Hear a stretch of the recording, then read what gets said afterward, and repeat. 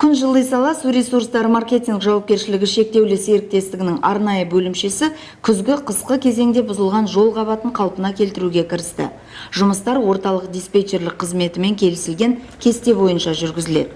Бөлімшенің жұмысын ыстық асфальтты тасымалдауға қауқарлы және жол бетіне асфальт төсейтін тығыздайтын жабдықтары бар бастион мобильді кешені толық атқарады.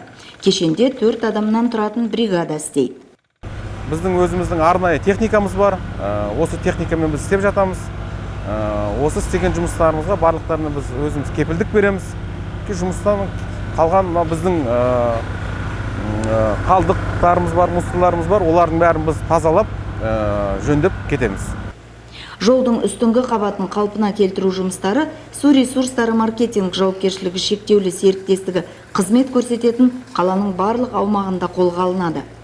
Егер асфальттау жұмыстары бойынша қандай да бір сұрақ туындаса, сіз 8-708-110-21-21 телефоны арқылы су ресурстары маркетинг жауапкершілігі шектеулі серіктестігінің орталық диспетчерлік қызметіне хабарласа аласыз. Сондай-ақ кәсіпорынның әлеуметтік желілердегі аккаунттарына да жаза аласыз.